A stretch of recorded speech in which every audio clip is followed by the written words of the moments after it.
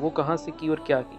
FSC کی pre engineering, پھر BSc میں نے حفظ کیا ہوا۔ میں جامعہ رحمانیہ لاہور ہے، بہت بڑا مدرسہ ہے اہل حدیثوں کا، وہاں پہ 2 سال پڑھا۔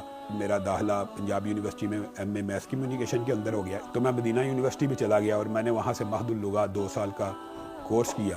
جب میں نے MA عربی کر لیا، MA اسلامیات کر لیا، تو میں نے PhD کے لیے اپلائی کیا۔ اس کے بعد میں نے پھر یہ سوچا کہ LLB بھی کرنا چاہیے، وہ بھی کلیئر کیا۔ پھر میں ایڈوکیٹ ہائی کورٹ بن گیا، تو پھر MPhil کیا سرگودا یونیورسٹی سے، اور اب میں PhD کر رہا ہوں UOL سے۔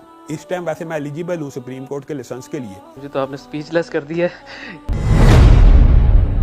آپ کی اور ابتسام الہی ظہیر صاحب کی شکل و شباہت، قد و کاٹ کافی ملتا جلتا ہے، اور اکثر لوگ کبھی ہم سوشل میڈیا پر دیکھتے ہیں آپ کی تصویر کے ساتھ ان کا نام اور ان کی تصویر کے ساتھ آپ کا نام ہوتا ہے۔ ریئل لائف میں بھی کبھی ایسا ہوا کہ آپ کو کسی نے ابتسام الہی ظہیر سمجھ کے آپ سے بات چیت کی ہو؟ سمجھتے ہیں ایک ہی بھائی ہے۔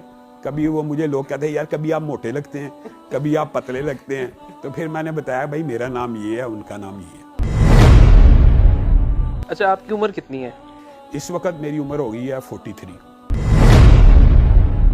اچھا، تو مجھے آپ کی داڑھی میں اور آپ کے بالوں میں کوئی سفید بال نظر نہیں آ رہا، کیا راز ہے؟ یہ کلر کا کمال ہے۔ کاروبار بھی کرتے ہیں یا عام طور پر لوگوں کا یہ تاثر ہوتا ہے کہ ایک عالم دین ہے تو وہ بس مسجد کے چندے سے ہی پلتا ہے؟ معذرت کے ساتھ لوگوں کا عام تاثر یہی ہے؟ یہ آپ نے بڑا ویلڈ کویسچن کیا۔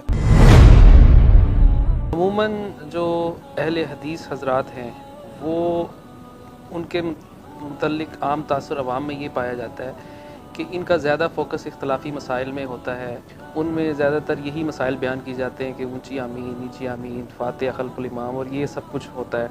اہل حدیث ہونے کے باوجود آپ کا رجحان اس طرف کیوں نہیں گیا؟ میں نے آپ کے شاید کوئی خطبے اس طرح کے نہیں سنے جو اس طرح کے زیادہ موضوعات کو لے کے لوگوں کو اس طرف انگیج کرتے ہیں، اس کی کیا وجہ ہے؟ آپ نے اب اختلافی مسائل کہہ دیے، آمین، رفع دین، طلاق لگا لیں، فاتحہ خلف الامام، یہ آپ نے بتا دیے، لیکن آپ نے کبھی غور کیا؟ تو اس پہ آپ کا رسپانس کیسا رہا لوگوں کا، جب آپ شروع سے اتحاد امت کے داعی ہیں، ابھی بھی آپ کے خطبات جمعہ ہوں یا جو بھی چیزیں ہوں، اور کیا یہ جو مرکز آپ نے بنایا جو اہل حدیث کا ہے، کیا صرف یہاں پہ صرف اہل حدیث ہی آتے ہیں، باقی مکتبہ فکر کے لوگ یہاں کے جمعہ نہیں پڑھتے؟ آپ کے متعلق لوگوں کا عام تاثر یہ ہے جو ابھی آپ نے ذکر کیا کہ آپ بہت سخت ہیں، آپ اپنی بات کو بہت زور دے کر، چاہے وہ ٹاک شوز ہوں یا انفرادی گفتگو ہو، بہت زور دے کر کہتے ہیں، اور لوگ سمجھتے یہی ہیں کہ آپ بہت متشدد قسم کے آدمی ہیں۔ تو یہ تاثر کس حد تک ٹھیک ہے؟ متشدد ہونے کا تاثر آپ نے 100% بات کی ہے، درست ہے۔ لوگ یہ سمجھتے ہیں کہ یہ زبردستی اپنی بات منوانے کی کوشش کرتے ہیں، لیکن آپ کے ساتھ اکثر دیکھا ہے گارڈز وغیرہ بھی ہوتے ہیں، تو وہ ویسے ہی رکھے ہوئے ہیں، شوقیہ طور پر رکھے ہوئے ہیں یا کوئی مجبوری ہے؟ نہیں عبد المتین بھائی، شوق تو کسی کو نہیں ہوتا اس طرح کے پیسے، خاص طور پہ کاروباری آدمی ہو، ہماری برادری بھی شیخ ہے، تو سوچ یعنی شوق تو بالکل نہیں ہے، مجبوری یہ ہے کہ ہمیں مختلف اداروں کی طرف سے لیٹر آ جاتا ہے۔ بعض اوقات آپ کی وابستگی ہمیں نظر آتی ہے جمعیت اہل حدیث کے ساتھ، تو اصل میں سیاسی طور پر کہیں یا اپنی جماعت کے طور پر کہیں، جمعیت اہل حدیث آپ کی جماعت ہے یا قرآن و سنہ موومنٹ آپ کی ہے، یا یہ دونوں آپ کی ہیں؟ یہ پیرالل چیزیں ہیں یا کیا ہے؟ یہ سیاست میں عملی طور پر آنے کا ارادہ ہے MPA MNA کے طور پر، یا کیا مستقبل کے دفاع اسلام بنانے کا مقصد ہی یہ ہے کہ اس کو سیاسی پارٹی کے طور پر رجسٹرڈ کرایا جائے گا اور بھرپور طریقے سے سیاست میں حصہ لیا جائے گا۔ آپ کے اور آپ کے والد رحمۃ اللہ علیہ میں مشترک نظر آئی مجھے، بہت شدت کے ساتھ جنرل ضیاء الحق کے خلاف بولا کرتے تھے۔ اسی طرح میں نے آپ کو دیکھا کہ عمران خان کے خلاف آپ کی وہی شدت مجھے نظر آئی جو آپ کے والد صاحب کی ضیاء الحق کے بارے میں تھی، حالانکہ ان ساری پارٹیوں میں اگر کوئی آدمی اسلام کی بات کرنے والا ہے وہ عمران خان ہے۔ چلیں اگر آپ نے یہ بات کر لی ہے تو آپ کو یہ بات بھی بتاتے ہیں کہ عمران خان صاحب کے ساتھ ہمارے بڑے اچھے براہ راست تعلق بھی تھا۔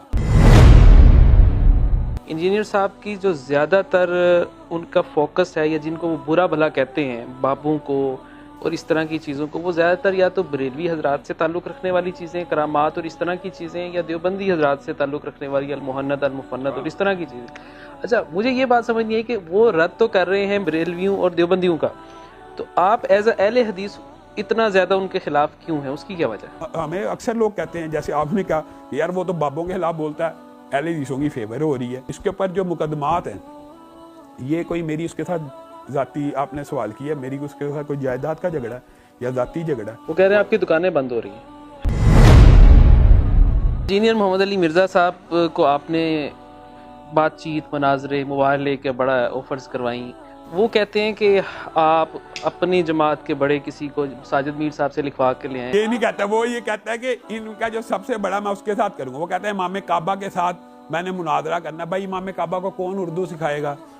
عربی آپ کو آتی نہیں، اردو ان کو آتی نہیں، تو مناظرہ کیسے ہوگا؟ نہیں، ان کی دوسری آفر بھی ہے کہ اگر آپ ان لوگوں کو نہیں لا سکتے تو پھر اپنی جماعت کے بڑے سے مفتی طارق مسعود صاحب تقی عثمانی صاحب سے لکھوا کے لے آئیں، آپ ساجد میر صاحب سے لکھوا کے لے آئیں، اور وہ بریلوی حضرات مفتی منیب الرحمان سے لکھوا کے لے آئیں، تو پھر میں آپ سے مناظرہ کر لیں۔ میں تو اگر ان کی آفر موجود ہے آج ہی میں آپ کے چینل کے وساطت سے کہتا ہوں